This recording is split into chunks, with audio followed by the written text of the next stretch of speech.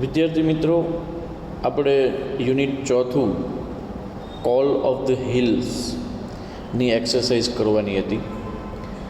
બધાને ખૂબ સારું વેકેશન રહ્યું હશે. સાતમ આઠમના તહેવારો સારી રીતે બધાએ ઉજવણી કરી હશે અને તબિયત પણ બધાની સારી હશે. ફરી પાછા આપણે આજે મળીએ છીએ એક્સરસાઇઝ સાથે.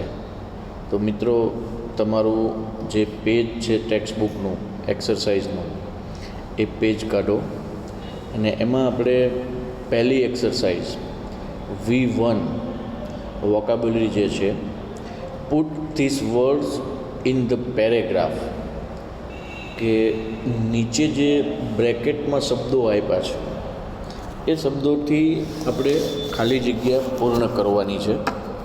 તો આપણે જોઈએ, હું સોલ્વ કરાવતો જાઉં છું અને તમે પણ સાથે સાથે કરજો. સૌથી પહેલાં આપણે બ્રેકેટની અંદર જે વર્ડ્સ આપ્યા છે એ વર્ડ્સનો આપણે મિનિંગ સમજીએ, એનો અર્થ સમજીએ, અને પછી જો આપણે ખાલી જગ્યા પૂરશું તો આપણને ખૂબ મજા આવશે. Horizon, pretty, danger, thin, appetite, prison, attraction અને હિલ ટોપ, આટલા વર્ડ્સ આપણને આપ્યા છે. દરેક વર્ડ્સનો મિનિંગ તમને ખબર હોવો જોઈએ. જો મિનિંગ નહીં ખબર હોય તો ખાલી જગ્યા પૂરવામાં ખૂબ તકલીફ થશે, ખોટી પડશે ખાલી જગ્યાઓ. એક્ઝામમાં પણ મોટે ભાગે તમારા ટેક્સ્ટબુકને કનેક્ટેડ જ પૂછવામાં આવતું હોય છે. તો આવી ખાલી જગ્યા પણ આવી શકે મિત્રો. તો આપણે શરૂ કરીએ છીએ. પહેલાં તો બધાનો મિનિંગ મેં કીધું એમ આપણે જોઈ લેવો જોઈએ. હોરાઇઝન એટલે ક્ષિતિજ, પ્રીટી એટલે સુંદર, ડેન્જર એટલે ભય, થીન એટલે પાતળું દુબળું, એપિટાઇટ એટલે ભૂખ, પ્રિઝન એટલે જેલ, એટ્રેક્શન એટલે આકર્ષણ, અને હિલ ટોપ એટલે ટેકરીનું શિખર. તો મિત્રો, આપણે હવે જોઈએ. Chandni was looking blank with white fur. Chandni છે એ દેખાઈ રહી હતી વ્હાઇટ ફર સાથે. તો કેવી દેખાઈ રહી હોવી જોઈએ? જે ઉપરના વર્ડ્સ આપ્યા છે, હોરાઇઝન એટલે ક્ષિતિજ, તો આપણે એમ કહી શકીએ ચાંદની વ્હાઇટ ફર સાથે ક્ષિતિજ દેખાઈ રહી હતી. પછી પ્રીટી શબ્દ આપ્યો છે, પ્રીટી એટલે સુંદર. તો Chandni was looking pretty with white fur. Chandni છે એ વ્હાઇટ ફર સાથે સુંદર દેખાતી હતી. તો મિત્રો, કયું સાચું લાગે આપણને? પ્રીટી શબ્દ એમ એકદમ યોગ્ય રહેશે. તો આપણે પ્રીટી શબ્દ એ આપણે જોઈએ તો ત્યાં પ્રોપર વર્ડ પ્રીટી આવશે. એટલે આપણે પ્રીટીમાં અંડરલાઇન કરીએ છીએ, બરાબર? એટલે પહેલી ખાલી જગ્યા આવશે આપણી પ્રીટી, બરાબર? એટલે મિત્રો જુઓ કે બીજો શબ્દ છે એ 2 નંબરનો વર્ડ આવશે પહેલી બ્લેન્કની અંદર.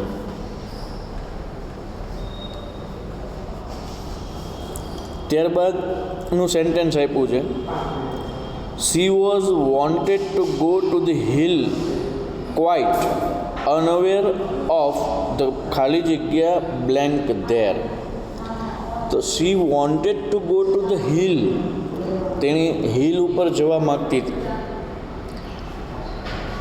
અનઅવેર, ક્વાઇટ અનઅવેર ઓફ ખાલી જગ્યા ધેર, તો એ તદ્દન અજાણ હતી ત્યાંથી. તો ત્યાં શું આવશે? અજાણ હતી. શેનાથી અજાણ હતી? તો આપણે એક શબ્દ પ્રીતિ તો મૂકી દીધો, એટલે ત્યાં એમ તો કહેવાય નહીં સુંદરથી અજાણ હતી. હોરાઇઝન એટલે ક્ષિતિજથી અજાણ હતી, એવું પણ આપણે ન કહી શકીએ.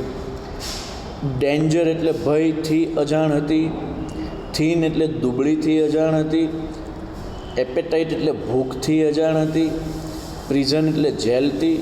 કયો શબ્દ સારો લાગે મિત્રો? તો આ ખાલી જગ્યાની અંદર સૌથી વધારે સ્યુટેબલ વર્ડ હોય તો એ 3 નંબરનો વર્ડ છે ડેન્જરસ વર્ડ, એ આ બ્લેન્કની અંદર પ્રોપર થશે. પછી જોઈએ એઝ હર ખાલી જગ્યા four the hill grew more, she lost ખાલી જગ્યા એન્ડ ગ્રીવ. આમાં જો 3 બ્લેન્ક આપીશ. એઝ હર, એઝ એટલે કારણ કે, એઝ હર એટ્રેક્શન. તો જો આમાં મિત્રો શું આવશે? એટ્રેક્શન. એટલે કેટલા નંબરનો વર્ડ આવશે? 7 નંબરનો વર્ડ આવશે આ બ્લેન્કની અંદર. તો she as her attraction for the hill grew more, she lost appetite. તો એપિટાઇટ શબ્દ આવશે અહીંયા 5 નંબરનો word. She lost appetite and grew thin, અને તે પાતળી થઈ ગઈ. She felt that Abu Khan's small hut was not more than a. અને તેણીને એવું લાગતું હતું કે અબુ ખાનનું નાનકડી એવી ઝૂંપડી એ શેના કરતાં વધારે નહોતી લાગતી સારી. તો જોઈએ તો આપણે પ્રિઝન આવે. પ્રિઝન કેટલામો વર્ડ છે? તો કે 6થો વર્ડ છે. એટલે મિત્રો આપણે આ બ્લેન્કની અંદર કયો વર્ડ મૂકશું? 6થો વર્ડ. ત્યારબાદ ફાઇનલી સી રીચ્ડ, અને અંતે તે ક્યાં પહોંચી? Hill top. બરાબર, લાસ્ટ વર્ડ આપણે મૂકીએ છીએ હિલ ટોપ, 8મો word hill top, where the big yellow on sunrise was on the horizon. એટલે પહેલું વર્ડ છે એ લાસ્ટ બ્લેન્કની અંદર આવશે. તો મિત્રો સમજાણું તમને આ બરાબર? ફરીવાર જોઈ લઈએ આપણે. Chandni was looking pretty with white fur. She wanted to go to the hill, quite unaware of the danger there. As her attraction for the hill grew more, she lost her appetite and grew thin. She felt that Abu Khan's small hut was not more than a prison for her. Finally, she reached the hilltop, where the big yellow sun was rising on the horizon. બરાબર મિત્રો, સમજાણું યોગ્ય રીતે? તો ફરી પાછા આપણે હવે આગળ વધીએ છીએ. જે V2ની એક્સરસાઇઝ છે એ આપણે કરવા જઈ રહ્યા છીએ મિત્રો. તો V2ની એક્સરસાઇઝ આપણે જોઈએ છીએ. એમાં શું કરવાનું છે? Frame a sentence. Frame A sentence using all the words in each the group. Change the order of the word if necessary. એટલે મિત્રો આ એક્સરસાઇઝની અંદર આપણે એક સેન્ટેન્સ બનાવવાનું છે, ફ્રેમ બનાવવાની છે, એટલે કે વાક્ય રચના બનાવવાની છે કે એમાં જે બધા જ શબ્દો આપ્યા છે એ તમામ શબ્દનો ઉપયોગ કરીને એટલે એક મિનિંગફુલ સેન્ટેન્સ બને એવા પ્રકારનું આપણે વાક્ય બનાવવાનું છે. આમાં તમે શબ્દો વધારી પણ શકો છો અને શબ્દો ઘટાડી પણ શકો છો મિત્રો. બરાબર, એટલે ઘટાડવાનો મતલબ કે જે આમાં આપ્યા છે વર્ડ્સ એમાં કોઈ ઘટવો ન જોઈએ, પણ જરૂર લાગે તો આપણે બીજો વર્ડ પણ ઉમેરી શકીએ છીએ. તો જો પહેલાં જે વર્ડ્સ આપ્યા છે, સૌથી વધારે એક્ઝામમાં મિત્રો આમાં ભૂલ પડતી હોય છે વિદ્યાર્થીઓને. સ્વાધ્યાય આપી દેતા હોય અસાઇનમેન્ટ એટલે બહુ વાંધો નથી આવતો, પણ જ્યારે અસાઇનમેન્ટ ન આપ્યું હોય ત્યારે વિદ્યાર્થીઓને ખૂબ જ મુશ્કેલી પડતી હોય છે આવા પ્રકારનું કામ કરવામાં. બરાબર, તો એ મુશ્કેલીને નિવારવા માટેનો ઉકેલ શું? તો કે દરેક વર્ડને જે પહેલાં આપણે ઓળખો, દરેક વર્ડનો મિનિંગ જુઓ, એ મિનિંગ જોઈને પછી તમે ગુજરાતીમાં સેન્ટેન્સ બનાવી જુઓ અને પછી એ બધા જ વર્ડનો ઉપયોગ કરીને એક અર્થસભર સેન્ટેન્સ આપણે બનાવવાનું છે. તો જોઈએ આપણે પહેલું સેન્ટેન્સ જોઈએ છીએ. Began a villain, the hero અને ધ ફાઇટ ઓનલી, ધ નથી. તો બિગેન એટલે શરૂ કરવું, બિગિન એટલે શરૂ કરવું અને બિગેન એટલે શરૂ કર્યું. વિલન એટલે ખલનાયક, હીરો એટલે નાયક અને ફાઇટ એટલે લડવું. તો આખું સેન્ટેન્સ જોઈએ તો આપણે વિલન અને હીરોએ લડાઈ શરૂ કરી એવું આપણે સેન્ટેન્સ બનાવી શકીએ. આપણે એમ કહી શકીએ કે હીરો અને વિલન વચ્ચે લડાઈ શરૂ થઈ, બરાબર. પણ હવે જો વચ્ચે માટે કોઈ શબ્દ નથી આપ્યો, આપણને જે વર્ડ્સ આપ્યા છે એમાં વચ્ચે માટે કોઈ શબ્દ નથી આપ્યો, તો મિત્રો આપણે એ શબ્દ વધારે એડ કરવો પડશે. તો આપણે શું કરશું કે the fight between the hero and the villain began, એટલે કે ફાઇટ હીરો અને વિલન વચ્ચે શરૂ થઈ. તો આવા પ્રકારનું આપણે સેન્ટેન્સ બનાવી શકીએ મિત્રો, બરાબર. તો હવે પછીનું બીજું સેન્ટેન્સ છે એ છે ભગતસિંહ ફાઇટ ઇન્ડિયા ફ્રીડમ, એટલે કે ભગતસિંહ લડ્યા ભારત અને આઝાદી. તો આપણે શું કહીએ છીએ કે ભગતસિંહ ભારતની આઝાદી માટે લડ્યા, ને માટે લડ્યા, આવો કોઈ શબ્દ આમાં નથી, પણ આપણે એ વધારે એડ કરવો પડશે. તો આપણે શું કરશું કે ભગતસિંહ ફોટ ફોર ઇન્ડિયાઝ બેટલ, ભગતસિંહ ભારતની લડાઈ માટે, બેટલની ફ્રીડમ મિત્રો, કે ભગતસિંહ ફોટ ફોર ઇન્ડિયાઝ ફ્રીડમ, ભગતસિંહ ભારતની આઝાદી માટે લડ્યા. આવા પ્રકારનું આપણે સેન્ટેન્સ એમાં બનાવી શકીએ. પછીનું આપ્યું છે નિરાલી ટી ટોસ્ટ અને શોક.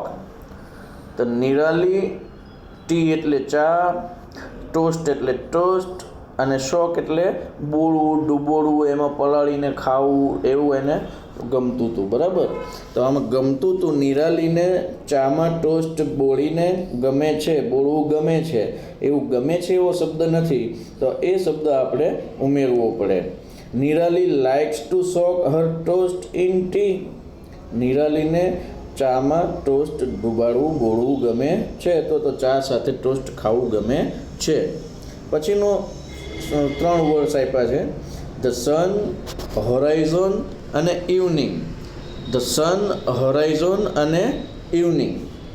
ધ સન એટલે સૂર્ય, હોરાઇઝન એટલે ક્ષિતિજ અને ઇવનિંગ એટલે સાંજ. તો આપણે શું કહેશું, ધ સન સાંજે આથમવાની ક્ષિતિજે હોય છે. The sun sets in the horizon in the evening, બરાબર મિત્રો. પછીનું જોઈએ આપણે meadow, the cow attract fresh grass. Meadow એટલે ગૌચરની જગ્યા, ધ કાવ એટલે ગાય, એટ્રેક એટલે આકર્ષણ, ફ્રેશ ગ્રાસ એટલે તાજું ઘાસ. તો the cow was attracted to the fresh grass in the meadow, બરાબર. આવા પ્રકારની આ એક્સરસાઇઝ થશે. હવે પછી V3 આપ્યું છે. V3માં મિત્રો તમને કેવી સૂચના છે, જો અંગ્રેજીમાં ખૂબ જ સારી વસ્તુ કહી છે મિત્રો કે જે કોઈ સૂચના આપી હોય એ સૂચનાને તમે યોગ્ય સમજો. પહેલાં જો સૂચના સમજાઈ જશે કે આમાં શું કરવાનું છે તો મિત્રો લગભગ એના જવાબ અંદર જ આપેલા હોય છે, એટલે તમને ભૂલ પડશે નહીં. તો V3માં આપ્યું છે સૂચના, જોઈએ આપણે પહેલાં. Right yes if the underline word is properly used in the sentence.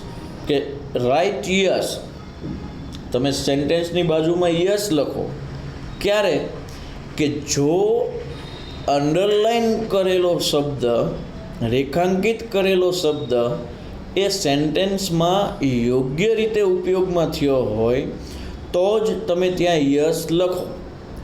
હવે પ્રશ્ન એમ થાય કે જો યોગ્ય રીતે ન હોય તો ઇફ નોટ, જો નથી, correct the sentence without replacing that word, તો એ વાક્યને આપણે સુધારવાનું છે, પણ શરત એટલી કે એ શબ્દને ફેરવવાનો નથી. જે રેખાંકિત કરેલો શબ્દ છે એને બદલ્યા વગર જ આપણે સેન્ટેન્સ બદલવાનું રહેશે. તો હવે આપણે જોઈએ કે પહેલું સેન્ટેન્સ એવું આપ્યું છે કે when Mira heard about her grandfather's sudden death she was in tears. કે જ્યારે મીરાને એના દાદાજીના આકસ્મિક મૃત્યુના સમાચાર મળ્યા, શી વોઝ ઇન ટીયર્સ, ત્યારે તે રડતી હતી અથવા તો તેની આંખમાં આંસુ હતા. તો એ ડેથ થયું હોય, મરણ થયું હોય એટલે સ્વાભાવિક છે કે આંસુ હોય. તો આ વાક્ય સાચું છે કે ખોટું છે? વાક્ય મતલબ કે જે અંડરલાઇન કરેલો શબ્દ આપ્યો છે એ તમને મિત્રો સાચો લાગે છે કે ખોટો લાગે છે? કોઈ મૃત્યુ થયું હોય ને કોઈ હસતું હોય ત્યાં સ્માઇલ કહેવાય? ન કહેવાય. તો ટીયર્સ જ હોય ને, તો ટીયર્સ છે માટે આપણે ત્યાં શું લખીએ છીએ? યસ લખીએ છીએ, યસ. બરાબર. પછી જુઓ બીજું સેન્ટેન્સ આપ્યું છે કે Raju got his result and found that he had failed in 2 subjects. કે રાજુને એનું પરિણામ મળ્યું અને એણે જોયું કે તે 2 વિષયમાં ફેલ થયેલો છે. બરાબર, 2 વિષયમાં ફેલ થયેલો છે. અને પછી આપ્યું છે હી વોઝ બીમિંગ વિથ જોય. અને હી વોઝ બીમિંગ વિથ જોય, અને તે ખુશીનો માર્યો.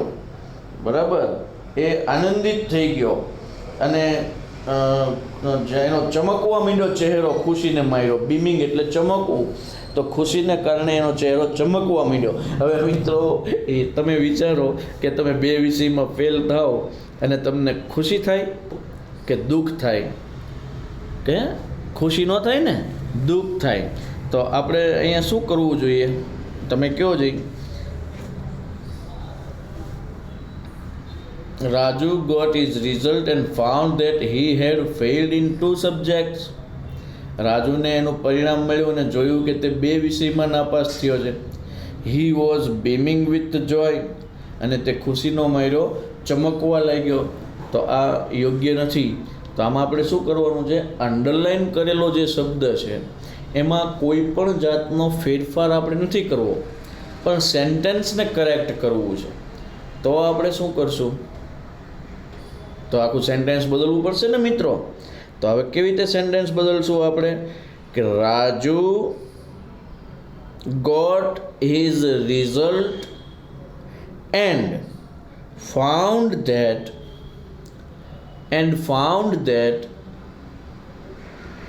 he had stood first in the class. He had stood first in the class. તે ક્લાસમાં પ્રથમ આવ્યો એવું તેને જાણવા મળ્યું પરિણામ આવતા. he was beaming with joy, અને તે ખુશીનો માર્યો ચમકવા લાગ્યો. તો જો આખા સેન્ટેન્સમાં આપણે કેટલો ફેરફાર કરીએ છીએ કે ફેઇલ્ડ જે આપ્યું હતું એ ફેઇલ્ડ ઇન 2 સબ્જેક્ટ્સ છે એને આપણે દૂર કરી નાખીએ. બરાબર, અને એની જગ્યાએ આપણે શું લખી નાખશું? he had stood first in the class. પછીનું સેન્ટેન્સ ત્રીજું જોઈએ. there was a curfew in the city. There was a curfew in the city. There was all stillness around. કે શહેરમાં કર્ફ્યુ હતો અને ચારે કોર એકદમ શાંતિ છવાઈ ગયેલી હતી, સ્થિરતા હતી. તો મિત્રો આ શબ્દ કેવો લાગે તમને? આપણે તો હમણાં હાલમાં જ કર્ફ્યુમાંથી પસાર થયા એટલે આપણને ખૂબ સારી રીતે ખબર હોય કે આપણે કર્ફ્યુમાં જુઓ તો બધી જગ્યાએ ચારે બાજુ શું હતું તો કે એકદમ શાંતિ છવાઈ ગયેલી હતી. તો આ સેન્ટેન્સ બરાબર લાગે જ ને, સ્ટીલનેસ વર્ડ યોગ્ય લાગે જ ને. તો આપણે ત્યાં શું લખશું? યસ લખશું. પછીનું સેન્ટેન્સ આપ્યું છે, everything from the hill top looks very big.